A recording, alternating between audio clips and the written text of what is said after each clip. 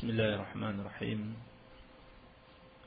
إن الحمد لله نحمده ونستعينه ونستغفره ونعوذ بالله من شرور أنفسنا وسيئات أعمالنا من يهده الله فلا مضل له ومن يضلل فلا هادي له وأشهد أن لا إله إلا الله وحده لا شريك له وأشهد أن محمدا عبده ورسوله صلى الله عليه وعلى آله وصحابته أجمعين ومن تبعهم بإحسان إلى يوم الدين.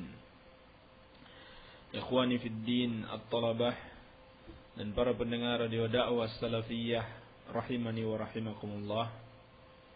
Insyaallah taala kita akan melanjutkan kitab Masailul Jahiliyah karya Al-Imamul Allamah Al-Syekh Al-Mujahidul Mujaddid Syekhul Islam Muhammad bin Abdul Wahhab rahimahullahu ta'ala rahmatan wasi'ah, yaitu sebuah kitab yang membahas tentang perangai-perangai jahiliyah atau cara beragama orang-orang di zaman jahiliyah yang menyebabkan mereka menolak kebenaran.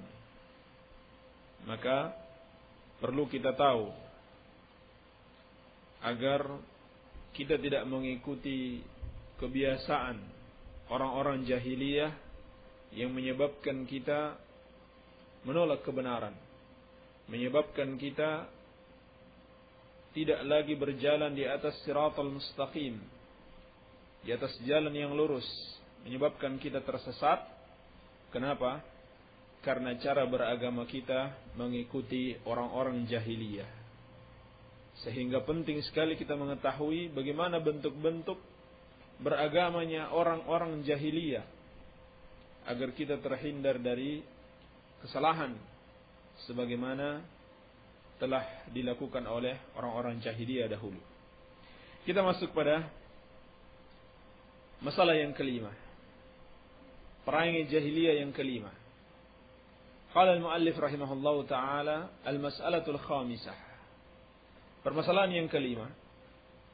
Inna min akbari kawaidihim, sesungguhnya di antara kaidah-kaidah beragamanya orang-orang jahiliyah yang paling besar, al-ightirara bil aksar, yaitu mereka berhujjah dengan kebanyakan orang, dengan pendapat mayoritas, tertipu dengan kebanyakan orang, atau tertipu dengan pendapat mayoritas. Yang mereka jadikan pegangan adalah pendapat kebanyakan orang. Wa yahtajjuna bihi ala sihhati syai', mereka berdalil, berhujjah, atau menjadikan pendapat mayoritas sebagai argumen untuk meyakini benarnya sesuatu. Artinya, benar dan salah diukur dari banyaknya orang yang mengikuti atau tidak. Kalau banyaknya orang mengikuti, berarti itu benar. Ini pendapat jahiliyah. Sebaliknya, wa yastadilluna ala butlani syai' bi ghurbatihi wa qillati ahlihi. Mereka menganggap atau mereka berdalil atas batilnya sesuatu, salahnya sesuatu ajaran itu dengan asingnya ajaran tersebut atau sedikit pengikutnya. Jadi untuk menganggap sesuatu itu benar, mereka lihat banyak pengikutnya atau tidak, baru mereka katakan benar. Sebaliknya, menganggap sesuatu itu salah kalau sedikit pengikutnya atau asing, baru saja mereka lihat, tidak seperti yang kebanyakan tersebar di masyarakat. Fa'atahum bididdi dzalik, maka Nabi sallallahu alaihi wasallam mendatangi mereka, berdakwah kepada mereka dengan membawa sesuatu yang berlawanan dengan apa yang mereka yakini. Yakni Nabi sallallahu alaihi wasallam membawa ajaran baru dan pengikutnya sedikit. Ajaran yang asing dan pengikutnya sedikit. Wa awdahahu fi ghairi mawdi'in minal Qur'an. Dan Nabi sallallahu alaihi wasallam menjelaskan ajaran tersebut dalam banyak ayat dari Al-Qur'an, lebih dari satu ayat. Baik. Inilah perangai dari perangai-perangai jahiliyah. Bahwasannya di antara sebab kesesatan orang-orang jahiliyah yang menghalangi mereka dari mengikuti kebenaran adalah berdalil dengan pendapat mayoritas masyarakat. Kalau pengikutnya banyak, mereka anggap itu benar. Sebaliknya mereka anggap itu salah kalau terlihat ajarannya asing, belum memasyarakat, pengikutnya sedikit, maka mereka yakini itu salah. Itu tidak benar. Sebab pengikutnya tidak banyak, pengikutnya sedikit. Ini adalah perangai jahiliyah yang membuat mereka terhalangi dari kebenaran sekian lama. Kalau Allah Subhanahu wa taala tidak memberikan hidayah kepada para sahabat, niscaya mereka akan tetap terus-menerus mengikuti kebiasaan orang-orang jahiliyah ini. Maka di dalam Islam, di dalam ajaran yang dibawa oleh Rasulullah sallallahu alaihi wasallam tidak seperti ini. Bertentangan dengan prinsip jahiliyah ini. Ajaran Islam untuk menetapkan sesuatu itu benar atau sesuatu itu salah adalah dengan Al-Quran dan sunnah Rasulullah sallallahu alaihi wasallam. Ini ajaran Islam. Walaupun seluruh dunia orang menolak, jangankan hanya mayoritas, seluruhnya manusia menolak.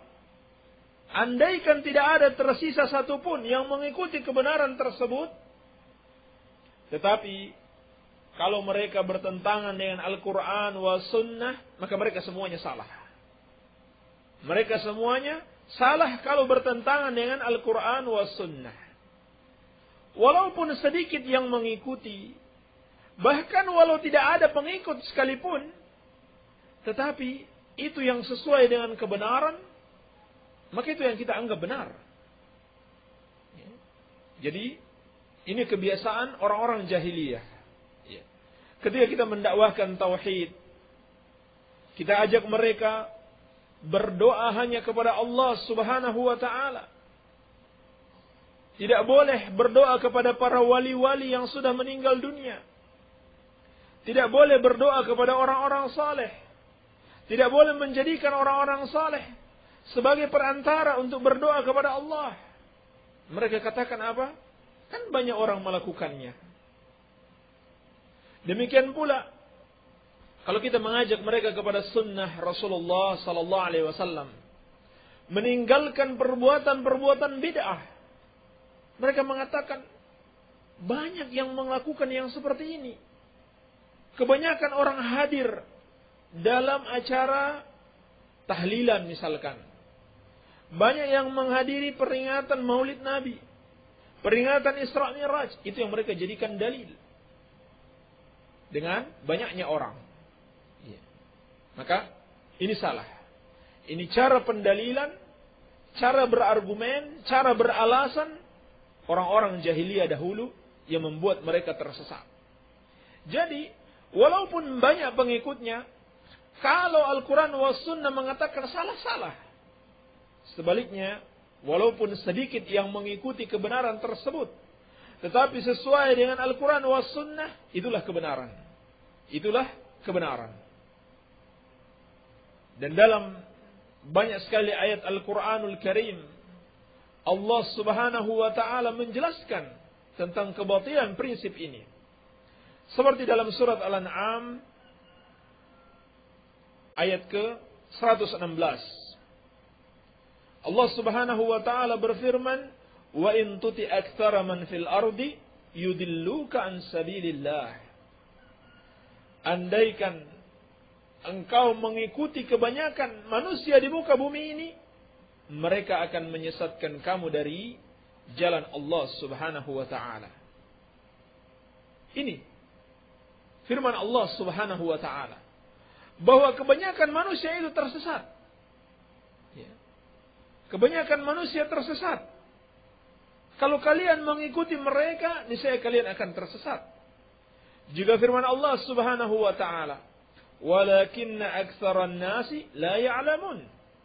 Akan tetapi kebanyakan manusia tidak memahami, tidak mengetahui, tidak memiliki ilmu. Dalam surat Al-A'raf ayat ke-187. Ya. Maka batil prinsip ini, bertentangan dengan Al-Quran wa sunnatu Rasulillah sallallahu alaihi wasallam.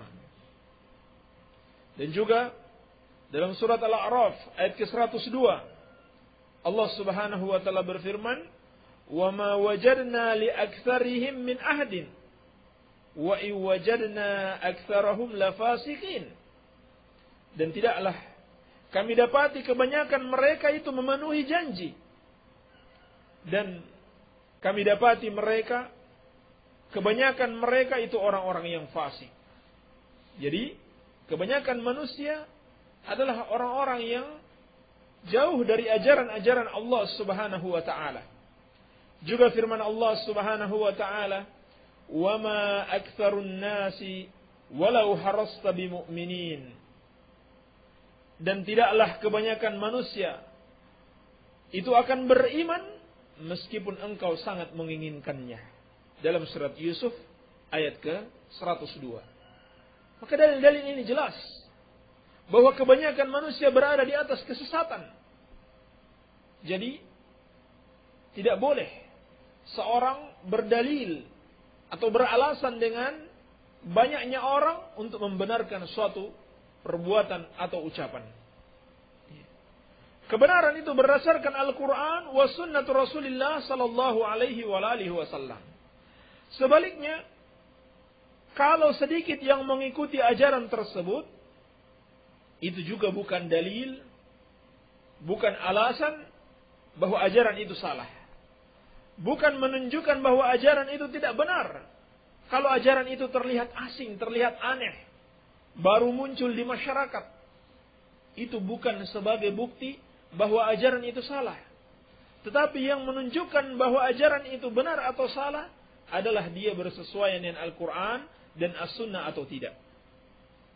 Oleh karenanya, Allah Subhanahu wa ta'ala berfirman, "Wa ma amana ma'ahu illa qalil." Dalam surat Hud ayat ke-40. Dan tidaklah yang beriman bersamanya kecuali sedikit. Demikian pula Nabi sallallahu alaihi wasallam menceritakan seperti dari Ibnu Abbas radhiyallahu taala anhuma dalam riwayat Bukhari dan Muslim, ketika Nabi sallallahu alaihi wasallam diperlihatkan oleh Allah Subhanahu wa taala tentang keadaan umat-umat ketika dibangkitkan pada hari kiamat, bahwa setiap umat pengikut Nabi, maka dia akan dibangkitkan bersama Nabi yang diutus kepadanya. Maka kata Nabi sallallahu alaihi wasallam, "Fara'aitun nabiyya wa ma'ahu rahat." Aku melihat seorang nabi, pengikutnya tidak lebih dari 10 orang. "Wan nabiyya wa ma'ahu ar-rajul war-rajulan." Dan aku melihat seorang nabi, pengikutnya 1 orang. Seorang nabi yang lain pengikutnya 2 orang. "Wa ra'aitun nabiyya wa laysa ma'ahu ahadun." Dan aku lihat lagi seorang nabi, tidak ada pengikutnya seorang pun. Subhanallah, inilah keadaan para nabi di hari kiamat. Ya. Ada yang pengikutnya tidak lebih dari 10 orang. Jadi dari banyaknya manusia yang dia dakwahi untuk mengikuti kebenaran, pengikutnya tidak lebih dari 10 orang. Ini nabi. Apalagi hanya seorang ustaz. Ya. Jangan kita katakan, oh ustaz ini majelisnya sedikit yang ikut, berarti dia sesat. Oh di sana dia mengadakan zikir jamaah. Bukan cuma sekampung yang ikut, Indonesia pun ikut berzikir. Iya. Banyak pengikutnya berarti dia benar. Ini salah. Ini nabi, pengikutnya tidak lebih dari 10 orang. Bahkan kata Nabi sallallahu alaihi wasallam, seorang nabi pengikutnya 1 orang. Ada yang 2 orang, ada yang dibangkitkan seorang diri, tidak ada yang mengikuti, tidak ada yang menjawab dakwahnya seorang pun. Ini menunjukkan bahwasannya sedikitnya pengikut bukan menunjukkan sesuatu itu salah. Tetapi yang menjadi ukuran benar dan salah adalah Al-Quran wa sunnatu Rasulillah sallallahu alaihi wa alihi wasallam. Demikian pula dalam umat ini. Nabi sallallahu alaihi wasallam datang dalam keadaan mereka tidak mengenal ajaran beliau, ajaran baru yang bertentangan dengan kebanyakan ajaran yang berkembang di masyarakat pada waktu itu. Seperti dalam riwayat Muslim, Nabi sallallahu alaihi wasallam bersabda, "Bada al-Islamu ghariban." Islam itu datang dalam keadaan terasing. "Wa sayaudu ghariban kama bada'a." Dan dia akan kembali terasing sebagaimana dia datang. "Fatuba lil ghuraba." Lalu kata Nabi sallallahu alaihi wasallam, maka beruntunglah orang-orang yang dianggap asing tersebut. Orang-orang yang dianggap aneh. Karena berusaha melakukan ajaran-ajaran yang diajarkan oleh Rasulullah sallallahu alaihi wasallam, walaupun ajaran tersebut asing di tengah-tengah masyarakat. Masyarakat menganggap ini sesuatu yang baru, tidak kita kenal. Ya. Tidak diajarkan oleh orang tua kita dahulu. Masyarakat tidak tahu. Ya. Walaupun demikian, kalau ajaran itu sesuai dengan Al-Quran wa Sunnah, maka itulah kebenaran. Itulah kebenaran. Oleh karenanya, Nabi sallallahu alaihi wasallam juga mengabarkan kepada kita, kebanyakan kaum muslimin itu mengikuti kesesatan. Perbandingannya adalah 72 dibanding 1. Seperti dalam hadis Rasulullah sallallahu alaihi wasallam, "Wa sataftariqu ummati ala 73 firqah. Kulluha fin nar illa wahidah." Dan umatku akan berpecah menjadi 73 golongan. Semuanya di neraka kecuali 1. Jadi 72 yang mayoritas di neraka dan 1 yang minoritas itu yang di surga. Lalu Nabi sallallahu alaihi wasallam ditanya, "Man hiya ya Rasulullah?" Siapa 1 golongan itu ya Rasulullah? Maka Nabi sallallahu alaihi wasallam bersabda, "Ma ana alaihi wa ashabi." Mereka itu adalah yang mengikuti aku dan para sahabatku. Inilah 1 golongan. Perbandingannya dengan 72 golongan yang sesat. Berarti minoritas. Sehingga di dalam riwayat lain, Nabi SAW ditanya, siapa 1 golongan itu ya Rasulullah? Beliau mengatakan, hiyal jamaah. Itu adalah al-jamaah. Maka ketika menafsirkan al-jamaah, menjelaskan makna al-jamaah yang dimaksudkan oleh Rasulullah SAW, itu bukan berarti sekumpulan orang. Bukan berarti mayoritas. Abdullah bin Mas'ud radhiyallahu taala anhu menjelaskan, al-jama'atu ma wafaqal haqqa wa in kunta wahdak. Yang dimaksud dengan jamaah itu bukan pengertian bahasanya sekumpulan orang. Tetapi al-jamaah itu adalah yang sesuai dengan kebenaran meskipun engkau seorang diri. Ini yang dimaksud dengan jamaah. Yang sesuai dengan kebenaran meskipun engkau seorang diri.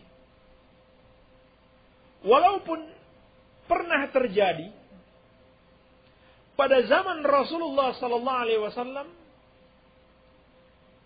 dan di awal masa-masa sahabat, umat Islam yang berjalan di atas kebenaran itu mayoritas. Bahkan seluruh sahabat itu berada di atas kebenaran, berada di atas jalan Rasulullah sallallahu alaihi wasallam. Oleh karenanya Nabi mengatakan, "Sataftariqu ummati." Kelak nanti akan terpecah. Bukan pada waktu itu, tapi kelak setelah Rasulullah sallallahu alaihi wasallam meninggal dunia. Maka pada waktu itu sahabat berpesan, ikutilah as-sawadul a'zam. Ikutilah golongan yang terbanyak. Maka kalau kita dapati riwayat seperti ini, golongan yang terbanyak, itu maksudnya para sahabat Rasulullah sallallahu alaihi wasallam. Karena waktu itu golongan yang terbanyak berada di atas kebenaran. Ini dalam tubuh umat Islam. Walaupun kalau dibandingkan dengan umat seluruhnya, tetap masih minoritas, masih sedikit. Tetapi pada tubuh umat Islam, pada waktu itu sahabat yang paling banyak. Nanti setelah Rasulullah sallallahu alaihi wasallam meninggal, banyak orang masuk Islam. Banyak di antara mereka yang masih membawa ajaran-ajaran agama mereka dahulu, maka masuklah ke dalam Islam berbagai macam kebid'ahan. Masuk ke dalam Islam berbagai macam kebid'ahan. Ilmu semakin berkurang, para sahabat banyak yang meninggal. Pada akhirnya 72 golongan ini menjadi mayoritas.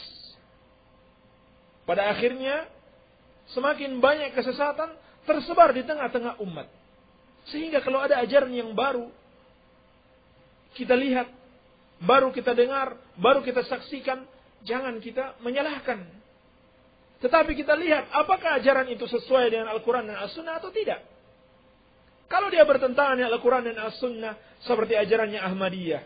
Mereka mengatakan, pendiri mereka yang bernama Mirza Ghulam Ahmad itu Nabi.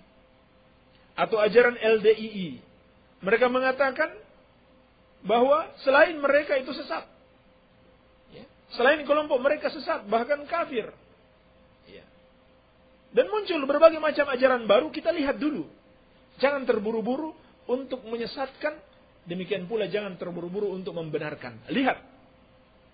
Apakah ajaran yang di bawahnya sesuai dengan ajaran Rasulullah sallallahu alaihi wasallam dan para sahabatnya atau tidak? Kalau sesuai, maka itulah kebenaran. Kalau tidak sesuai, maka itulah kesesatan. Jadi kebenaran itu ukurannya adalah bersesuaian dengan Al-Quran dan sunnah Rasulullah sallallahu alaihi wasallam. Walaupun sedikit pengikutnya. Sedangkan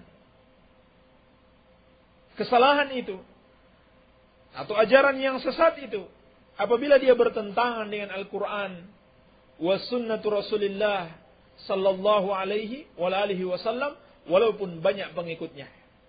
Oleh karenanya, Al-Imam Al-Auza'i rahimahullahu ta'ala berpesan, "Alaika bi athari man salaf wa in rafadakan nas wa iyyaka wa ara'ar rijal wa in zakhrafuhu laka bil qaul." Kata beliau rahimahullah, "Alaika bi athari man salaf." Wajib bagi engkau untuk berpegang teguh dengan ajaran yang ditinggalkan oleh generasi salaf, oleh Rasulullah sallallahu alaihi wasallam dan para sahabatnya. Wa in rafadakan nas, walaupun manusia seluruhnya menolak dirimu, walaupun mereka menganggap kamu sesat, walaupun kamu terasing di tengah-tengah manusia, walaupun apa yang kamu amalkan bertentangan dengan apa yang diamalkan oleh kebanyakan orang. Wa iyyaka wa ara'ar rijal. Dan hati-hati kamu dengan pendapat para tokoh yang diikuti oleh kebanyakan orang. Itu sebenarnya pendapat sedikit orang juga sebenarnya. Pendapat para tokoh mereka yang mereka ikut-ikutan. Wa in zakhrafuhu laka bil qaul. Walaupun mereka menghias-hiasi ucapan-ucapan mereka dengan bahasa-bahasa yang bagus. Bahasa-bahasa yang indah dan menawan. Hati-hati kamu. Jangan ikuti kebanyakan orang tersebut. Iya. Oleh karenanya, dari sini kita mengetahui yang namanya demokrasi menentukan suatu undang-undang atau memilih seorang pemimpin dengan mendasarkan pada suara terbanyak, suara rakyat, ini adalah ajaran yang batil. Tidak pernah dikenal di dalam Islam. Ini berasal dari orang-orang kafir. Lengkap sudah. Kalau dalam agama kita mengikuti kebanyakan orang, mengikuti kebid'ahan, di dalam masalah duniawi mengikuti demokrasi. Lengkap sudah, persis mengikuti orang-orang jahiliyah dahulu. Menyelisihi kebenaran Al-Quran was Sunnah. Iya. Jadi di dalam memilih pemimpin, dilihat kesalehannya, dilihat kecakapannya dalam memimpin. Bukan karena dia dipilih oleh kebanyakan orang. Bisa saja orang tidak ada kecakapan sedikit pun untuk memimpin. Bisa saja orang yang paling kafir kepada Allah. Ya. Orang yang menentang sunnah Rasulullah Sallallahu Alaihi Wasallam karena dia punya uang. Dia bikin iklan sebanyak-banyaknya. Sehingga dia sangat dikenal oleh masyarakat. Pada akhirnya dia yang terpilih menjadi pemimpin. Jadi ini jelas kebatilannya yang namanya demokrasi tersebut. Iya. Demikian pula dalam menetapkan undang-undang. Dalam menetapkan undang-undang itu bukan dilihat pada suara terbanyak yang menetapkannya, tetapi dilihat apakah undang-undang tersebut sesuai dengan Al-Quran dan Sunnah atau tidak. Oleh karenanya yang dipilih adalah orang-orang yang mengetahui bagaimana menetapkan undang-undang yang sesuai dengan Al-Quran wa sunnatu Rasulillah sallallahu alaihi wasallam. Ya. Makanya dipersyaratkan pemimpin itu harus kuat. Pemimpin itu harus amanah. Sehingga ketika dia menetapkan undang-undang, walaupun bertentangan dengan kemauan masyarakat, tetap dia kuat berpegang teguh dengan undang-undang tersebut kalau sesuai dengan kebenaran. Meskipun mereka demo, meskipun mereka memprotes, dia tetap mempertahankan kebenaran. Ya. Jangan ketika dia menetapkan suatu undang-undang, padahal itu benar, lalu didemo, lalu dia kemudian merubah undang-undang tersebut sesuai dengan kemauan masyarakat. Sesuai dengan kemauan kebanyakan orang. Lalu mereka munculkan sebuah kaidah yang batil, sebuah prinsip yang salah, dan termasuk kesyirikan kepada Allah. Mereka mengatakan suara rakyat adalah suara Tuhan katanya.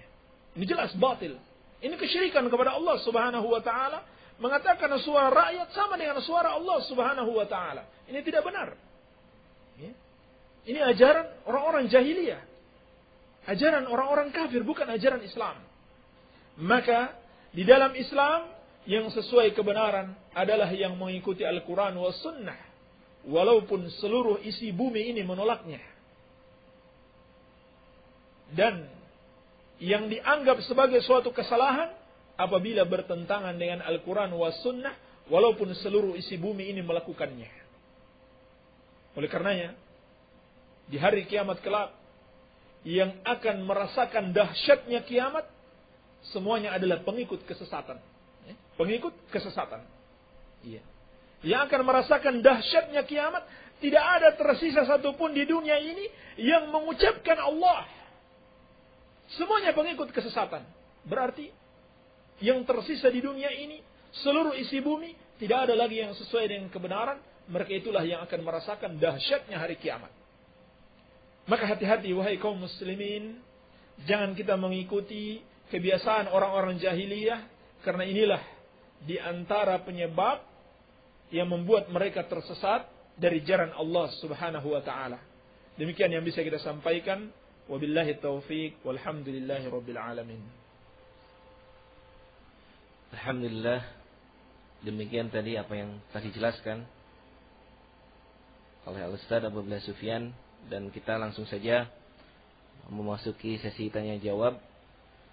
Sekali lagi kami beritahukan bagi para pendengar radio dakwah salafiyah, barangkali ada yang tidak jelas silakan ditanyakan kepada Al-Ustaz Abu Abdullah Sufyan hafizahullah atau kepada Al-Ustaz Fauzan melalui SMS ke nomor 085353020304. Sekali lagi harap dicatat saja nomornya di 085353020304. Baik, langsung saja kami persilakan kepada Al-Ustaz untuk langsung memulai pembahasan dari pertanyaan-pertanyaan yang telah masuk. Bismillahirrahmanirrahim. Wassalatu wassalamu ala Rasulillah. Bismillah. Ustaz yang kami hormati, tolong jelaskan kaifiyah atau tata cara menghajikan keluarga atau orang lain. Bagaimana dengan kelompok bimbingan haji yang sengaja bisnis haji amanah, titipan, dengan harga 7 juta sampai 10 juta per orang. Di samping haji langsung beneran, pulangnya dapat sertifikat haji. Baik. Dalam masalah ini dijelaskan oleh para ulama, boleh seseorang menghajikan orang lain. Boleh seseorang menghajikan orang lain dengan syarat-syarat. Di antaranya, orang yang dihajikan tersebut sudah meninggal atau masih hidup tetapi sudah tidak mampu lagi untuk berhaji. Tidak mampu karena apa? Mungkin karena terlalu tua atau sakit-sakitan yang tidak bisa diharapkan lagi kesembuhannya. Kalau masih bisa diharapkan kesembuhannya, masih muda, tidak boleh untuk digantikan. Tidak boleh untuk digantikan. Baik. Kemudian syarat yang lain, orang yang mau menghajikan ini sudah pernah berhaji sebelumnya. Sehingga yang ditanyakan di sini, di samping haji beneran langsung, jadi dia maksudnya menghajikan sekali untuk beberapa orang, ini salah. Ya. Harus dia tahun sebelumnya atau tahun-tahun yang lalu dia sudah pernah berhaji, baru dia boleh menghajikan orang lain. Syarat yang lain, yang dihajikan untuk satu orang saja, ya, bukan untuk beberapa orang, ya. Sehingga penghasilannya semakin banyak. Ini tidak benar. Ini tidak benar. Iya. Jadi yang dihajikan hanya untuk satu orang, bukan untuk beberapa orang, dan bukan pula untuk dirinya sendiri, tetapi memang untuk orang lain. Ya. Kemudian tentunya ini harus diniatkan karena Allah Subhanahu wa taala, bukan untuk bisnis. Ya. Ini salah kalau diniatkan untuk bisnis. Diniatkan untuk Allah Subhanahu wa taala. Demikian pula ulama menjelaskan di antara persyaratannya, biaya yang dikeluarkan oleh orang yang meminta badal haji ini itu harus sesuai dengan biaya yang biasa digunakan. Ya. Jadi kalau biasanya 30 juta, maka 30 juta dia berikan. Ya. Kalau dikatakan ini 7 juta sampai 10 juta, ini masih jauh. Iya. Jadi harus sesuai dia keluarkan dengan biaya sebagaimana seorang itu berhaji. Iya. Maka inilah yang dijelaskan oleh para ulama. Adapun tata caranya sama dengan haji yang biasa, cuman ketika dia bertalbiyah pertama kali, dia mengucapkan labbaika hajjan an fulan, atau labbaika umratan an fulan. Dia menyebutkan nama orang yang dia berhaji karenanya, dan dia berniat dengan itu. Ya, itu saja bedanya. Selainnya semuanya sama. Selainnya semuanya sama. Iya. Jadi tidak benar kalau ini dibisniskan, atau kalau yang seperti ini dilakukan sekaligus untuk beberapa orang oleh satu orang, atau dia lakukan bersama dengan haji untuk dirinya sendiri. Iya.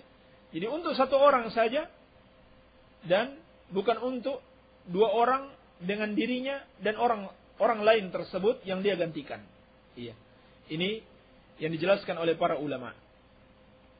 Ustaz, selesai sholat sunnah, diawali bacaan apa, mau berdoa mohon diperjelaskan. Bacaan apa saja yang sesuai dengan dalil Al-Quran wa sunnah, atau bacaan apa saja yang kita inginkan, artinya doa apa saja yang kita mau minta kepada Allah Subhanahu wa taala, tidak ada ketentuan khusus di dalam masalah ini. Iya. Kecuali disunahkan misalkan ketika selesai sholat witir, kita membaca Subhanal Malikil Quddus. Iya. Dan pada tempat-tempat yang lain, tetapi kalau sholat sunnah yang umum, maka tidak ada bacaan yang khusus. Baik. Mau berdoa apa saja silahkan. Ustaz, mohon maaf, saya mau tanya. Apa hukum jual beli uang asing di internet? Atau yang namanya forex, ya, forex trading, ya. Apa itu termasuk judi atau bukan? Ini termasuk riba. namanya riba nasi'ah. Yakni akan terjadi penundaan pada serah terima barangnya. Ini tidak boleh. Ada barang-barang khusus yang dipersyaratkan harus terjadi serah terima barangnya di tempat itu juga. Tidak boleh tunda dan tidak boleh berjauhan. Seperti emas dan perak, dan berlaku padanya juga mata uang. Sebab illah pada emas dan perak yang digunakan sebagai alat tukar di zaman Rasulullah sallallahu alaihi wasallam itu sama dengan uang yang ada sekarang. Ini yang dijelaskan para ulama. Maka Nabi sallallahu alaihi wasallam menjelaskan az-zahab bil-zahab wal fidda bil fidda wal bur bil bur wasyair bil syair wat tamar bil tamar wal milh bil milh mithlan bi mithlin yadan bi yadin. Siapa yang mau tukar menukar emas dan emas, perak dengan perak, gandum dengan gandum, syair dengan syair, ini juga jenis gandum, korma dengan korma, kemudian garam dengan garam, itu dua syarat. Mithlan bi mithlin. Ukurannya sama, takarannya sama. Yadan biyadin. Syarat yang kedua harus dilakukan dalam satu majelis. Yadan biyadin, tangan dengan tangan. Iya. Tidak boleh tunda. Maka andai karena seorang mau tukar emas batangan dengan emas perhiasan, itu beratnya harus sama. Beratnya harus sama dan harus dilakukan pada saat itu juga. Tidak boleh kalau misalkan emas batangan 1 kilo, lalu perhiasan 2 kilo. Ini riba. Riba fadl namanya. Atau sama-sama 1 kilo, tapi satunya tunda. Saya kasih kamu emas ini sekarang, yang batangan. Nanti kamu besok kasihkan saya emas perhiasan. Ini riba nasi'ah namanya. Riba nasi'ah, tidak boleh tunda. Ini 2 syarat. Tetapi kalau berbeda, misalkan emas dan perak, maka boleh berbeda ukurannya, namun syarat yang kedua masih tetap berlaku, yaitu dilakukan pada majelis yang sama. Ini juga termasuk pada transaksi uang asing dengan rupiah misalkan. Ini boleh. Ya. Walaupun berbeda ukurannya, berbeda nominalnya. Ya. Misalkan 1 juta rupiah ditukar dengan 1 juta rial atau 100 rial. Ya. 1 juta rupiah ditukar dengan 100 rial Saudi. Ini boleh, walaupun berbeda jumlahnya. Tetapi ada tersisa satu syarat yang harus dipenuhi, yaitu dilakukan pada majelis itu juga. Ya. Ini sama juga kalau kita datang di penukaran uang asing. Ya. Ceritanya mau umroh misalkan. Kita menukar uang, ya, menukar uang di money changer, ya, di bandara misalkan. Lalu kita sudah datang di tempat money changer tersebut, kita serahkan uang 1 juta. Ya. Lalu penjaganya mengatakan, mohon maaf ini rialnya kurang. Tunggu sebentar, saya pergi ambil dulu di sana. Ini tidak boleh. Harus ikuti dia, tidak boleh berpisah. Ya. Harus ikuti dia, pergi mengambil uang tersebut. Tidak boleh berpisah, atau jangan dulu serahkan uang kita. Sebab, kata Nabi SAW harus yadan biyadin. Tangan dengan tangan, maksudnya pertukaran itu terjadi pada saat itu juga. Tidak boleh ada yang ditunda. Maka, kalau terjadi transaksi via internet, jelas. Ya, akan terjadi penundaan. Dan jelas bukan berada dalam satu majelis. Maka ini tidak dibolehkan. Ini tidak dibolehkan. Baik. Jadi yang namanya forex trading itu bertentangan dengan syariat Islam. Meskipun saya lihat ada fatwa suatu lembaga formal di Indonesia ini membolehkannya, tapi jelas dalil-dalil menunjukkan bahwasannya hal itu tidak dibolehkan.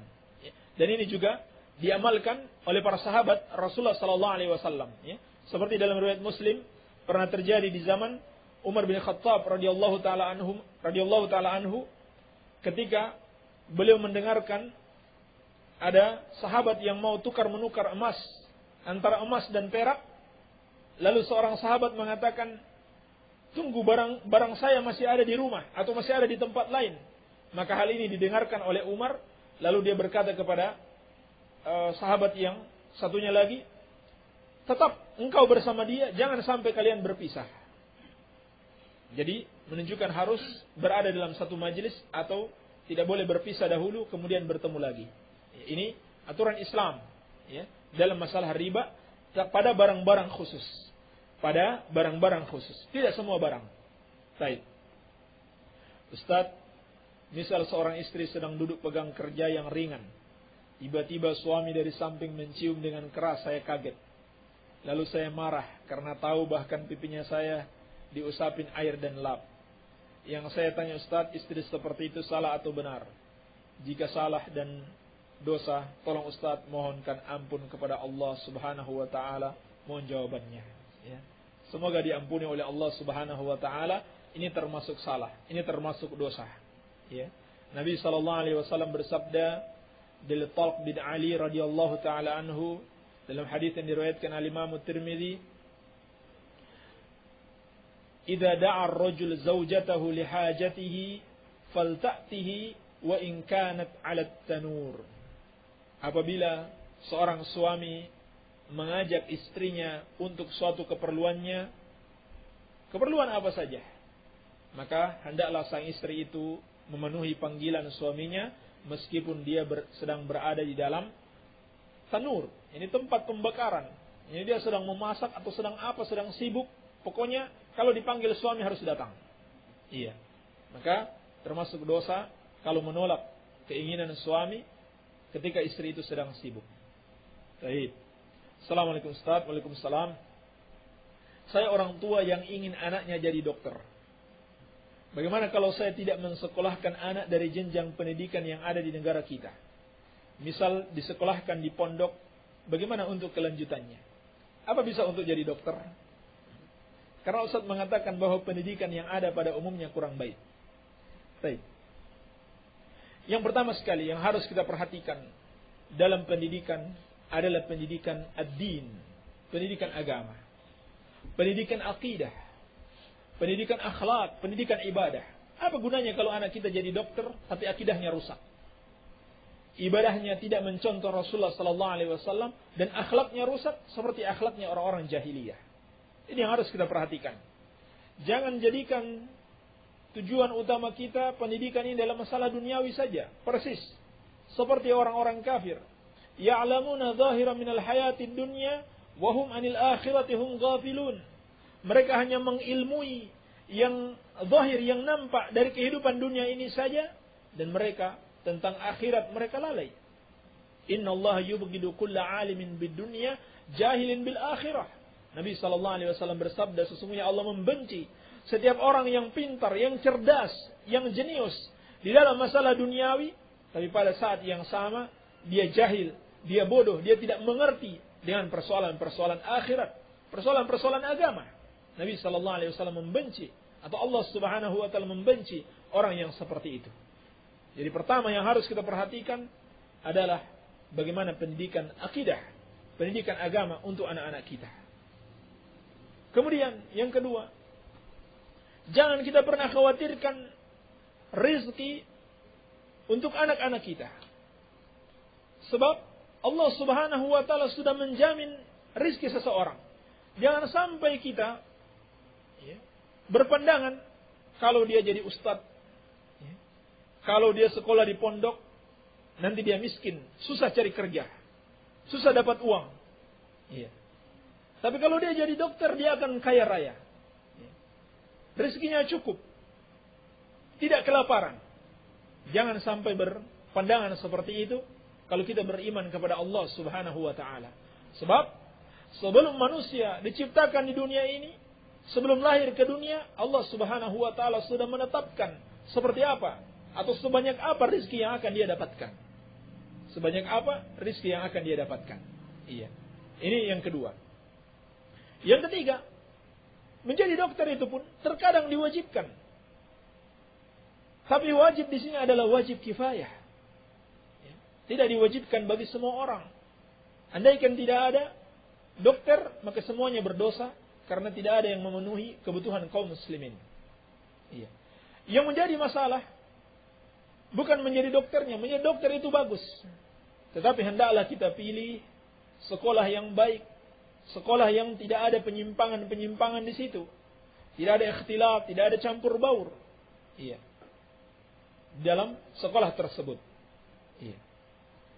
Kemudian sekolah di pondok pun, alhamdulillah sudah ada pondok, ya, khususnya pondok salafi, pondok ahlus sunnah yang mendapatkan ijazah sebagaimana sekolah-sekolah umum.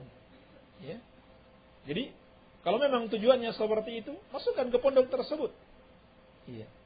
Masukkan ke pondok tersebut, ya seperti yang ada di Solo atau di tempat-tempat yang lainnya. Ya. Dan kualitasnya bagus, insyaallah taala.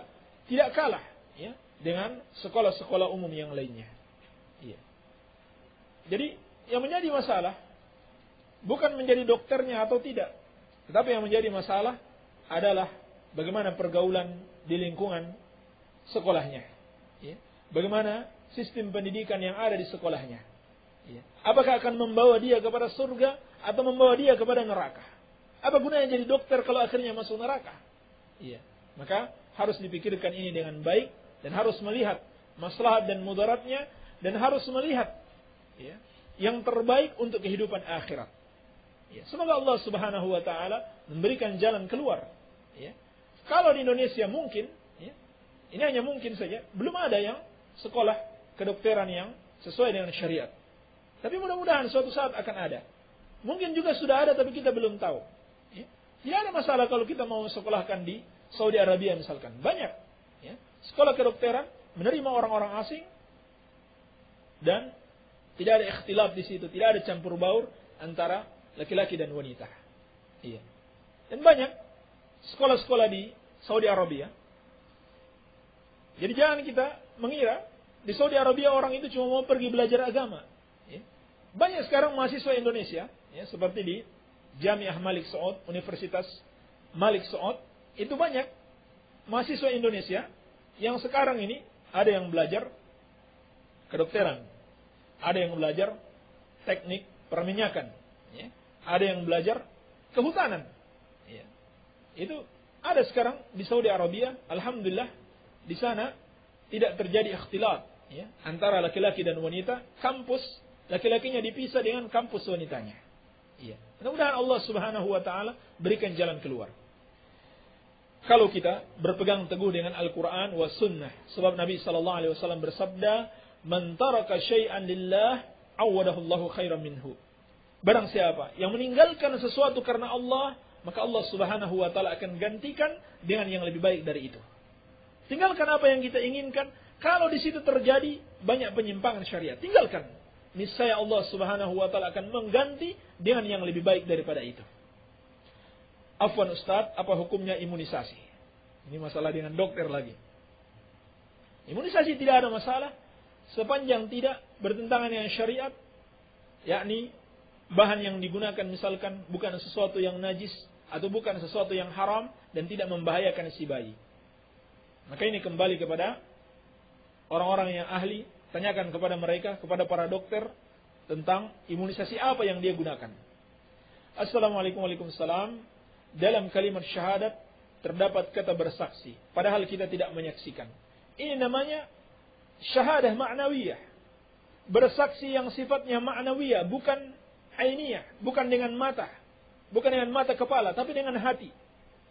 Dikatakan bersaksi karena orang yang mengucapkan syahadat itu betul-betul yakin, sampai yang dia ucapkan seakan-akan dia menyaksikannya. Ini maksudnya. Jadi betul-betul dia yakin apa yang diucapkan, ini maksudnya bersaksi. Iya. Tanda-tanda kiamat adanya Ya'juj dan Ma'juj.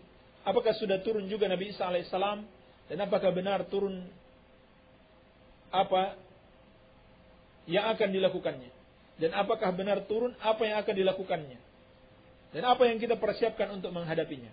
Ya'juj dan Ma'juj turun setelah Nabi Isa alaihissalam. Dan mereka akan membuat kerusakan di muka bumi.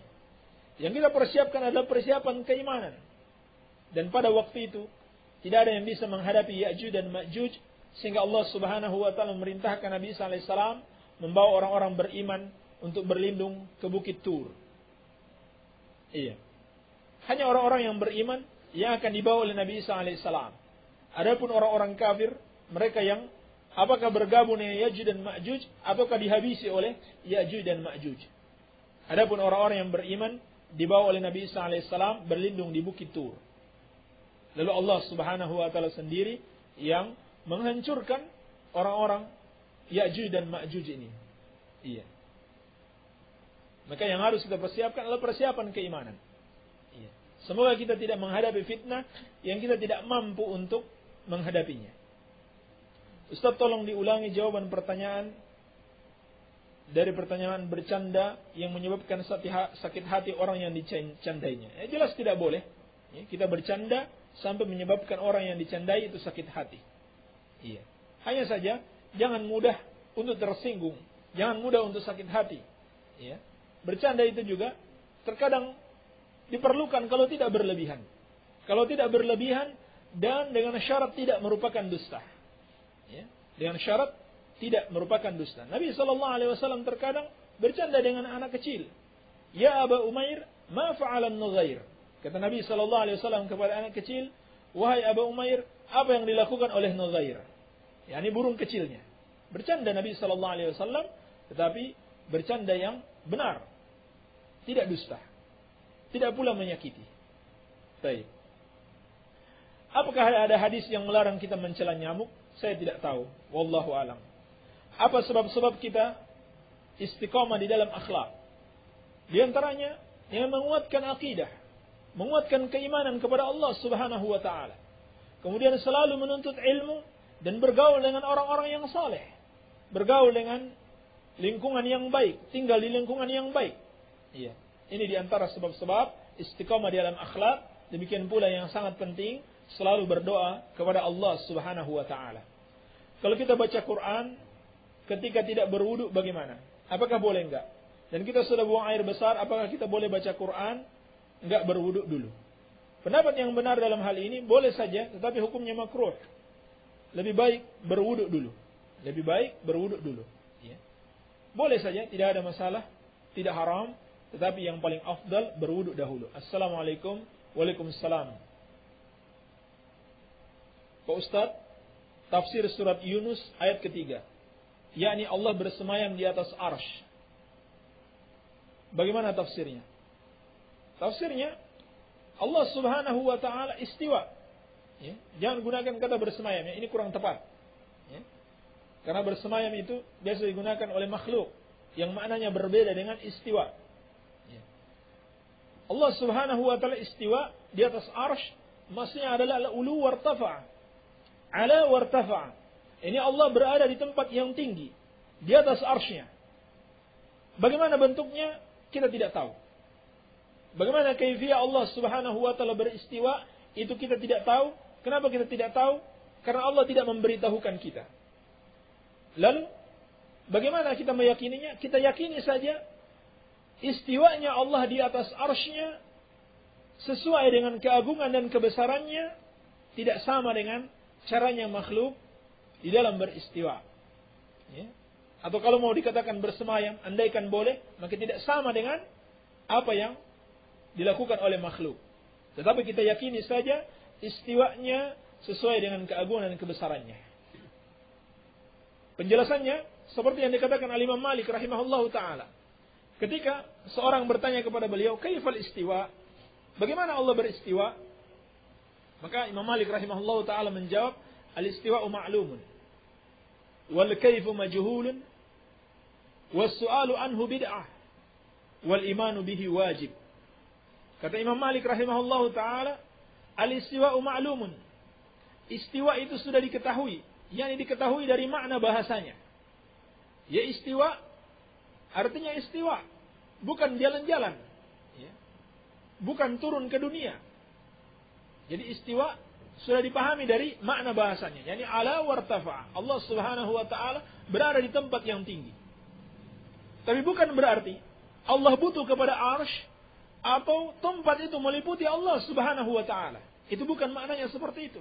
Karena ada orang yang menolak istiwanya Allah karena mereka mengatakan kalau kita katakan Allah beristiwa, berarti kita mengatakan tempat itu meliputi Allah dan Allah membutuhkan arsy. Bukan itu maknanya, sama sekali tidak bermakna seperti itu. Allah sama sekali tidak membutuhkan arsy. Bahkan arsy yang membutuhkan Allah Subhanahu wa taala. Jadi jangan kita samakan bersemayamnya Allah dan bersemayamnya makhluk.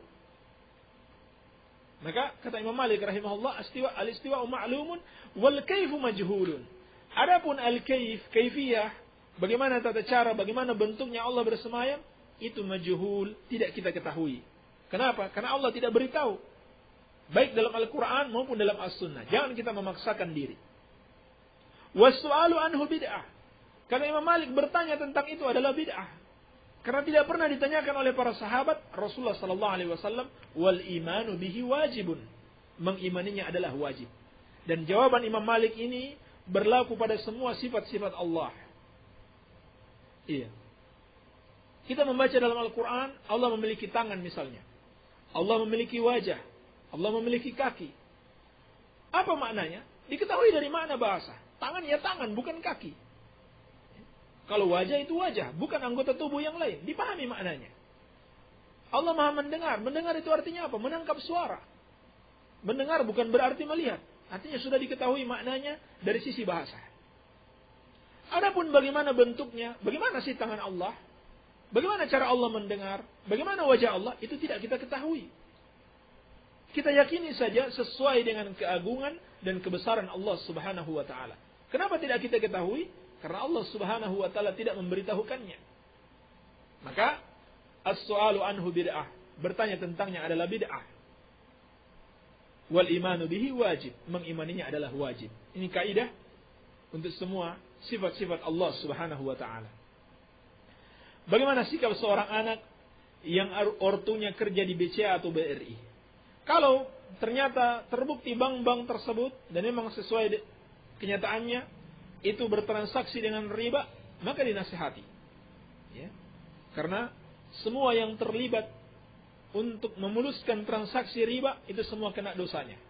Semua kena dosanya. Nabi SAW bersabda, atau kata Jabir bin Abdullah radhiyallahu taala anhuma, la'ana Rasulullah sallallahu alaihi wasallam akilar riba wa mukilahu wa katibahu wa syahidai wa qalahum sawa. Dalam hadis riwayat Muslim, Nabi sallallahu alaihi wasallam melaknat orang yang makan riba, orang yang memberi makan, orang yang menjadi saksi, dua orang saksinya, dan orang yang mencatat transaksinya. Artinya apa?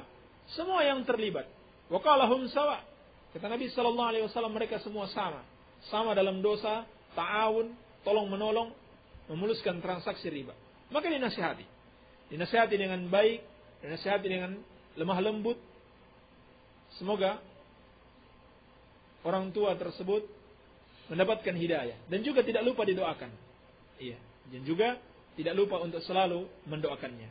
Ya. Tidak boleh dengan cara yang keras, dengan cara yang kasar, atau mencerca orang tua, walaupun dia melakukan salah. Bahkan orang tua yang melakukan kesyirikan sekalipun, Allah Subhanahu wa taala berfirman, "Wa sahibuhuma fid dunya ma'rufa." Tetaplah kalian bergaul dengan keduanya dengan cara yang ma'ruf. Apalagi kalau dosa yang lebih ringan dari kesyirikan tersebut. Iya. Apa hukumnya membeli tanah yang di situ ada kuburan?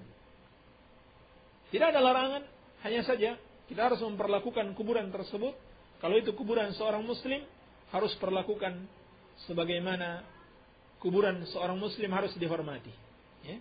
Seorang muslim itu terhormat ketika hidupnya dan ketika matinya. Kita tidak boleh menginjak kuburannya, ya, dan seterusnya.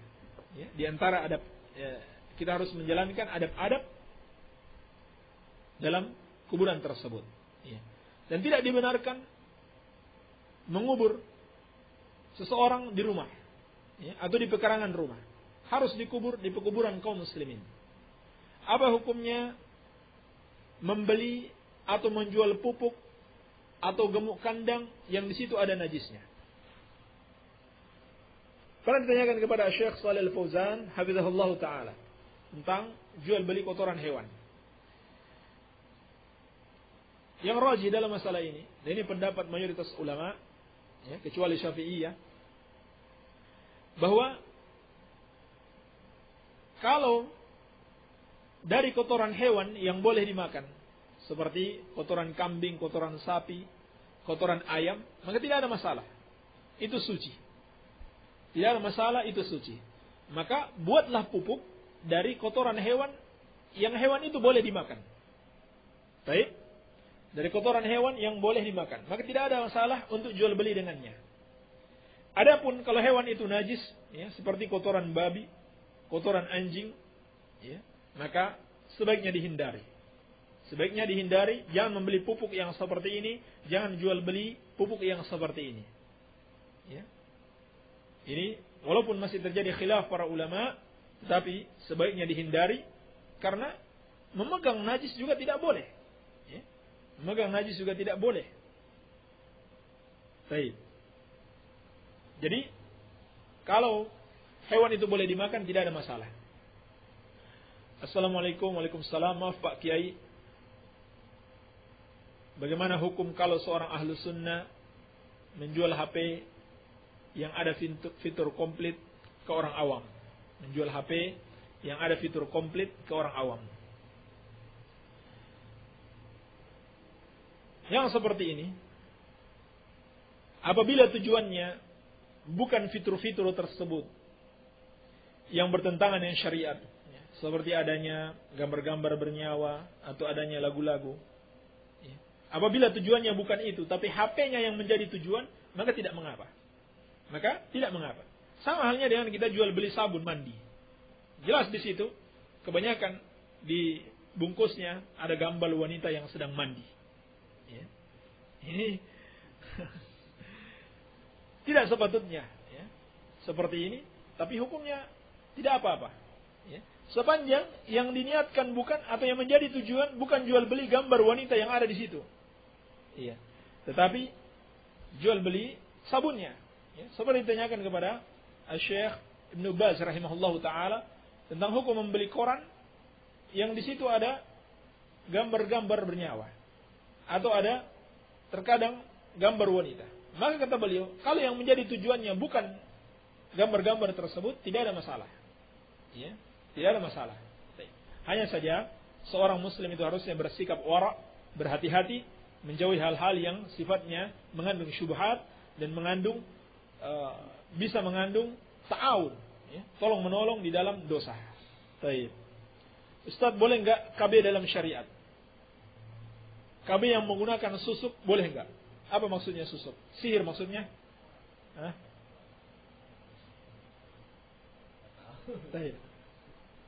KB di dalam syariat hukumnya haram kalau dimaksudkan untuk tahdidun nasl, yakni memutus keturunan. Ini hukumnya haram, bertentangan dengan perintah Rasulullah sallallahu alaihi wasallam, tazawwajul wadudal waluda fa inni mukatsirun bikumul umam yaumal qiyamah. Menikahlah dengan wanita-wanita yang penyayang dan subur, peranak. Sesungguhnya aku akan berbangga dengan kebanyakan umatku, dengan banyaknya umatku pada hari kiamat. Apalagi kalau dasar seorang melakukan KB ternyata apa? Takut miskin. Iya. Ini menyerupai orang-orang jahiliyah dahulu.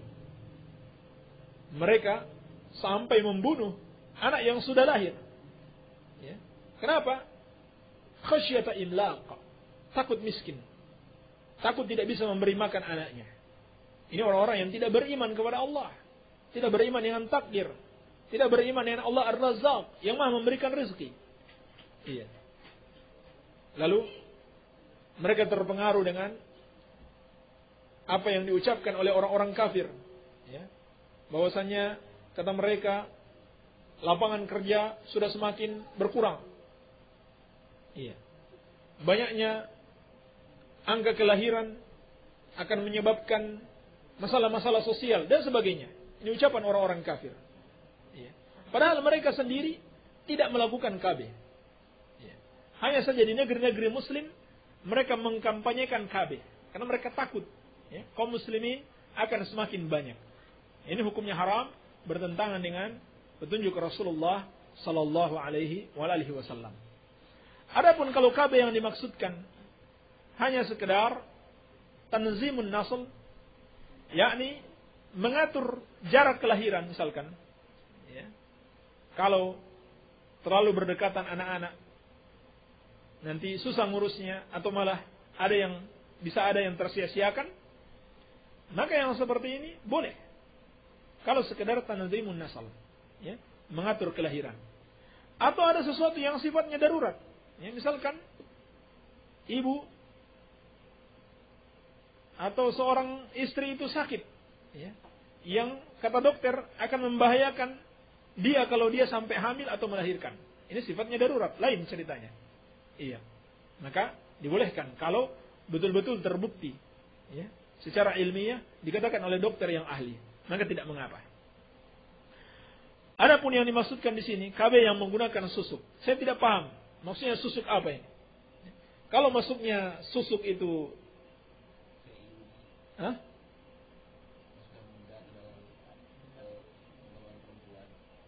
oh, susuk ini biasa sihir maksudnya ya, bukan? Oh gitu. Kalau maksudnya dimasukkan benda ke dalam tubuh wanita tersebut, maka sama saja, kembali kepada hukum yang sebelumnya. Ya, ya misalnya,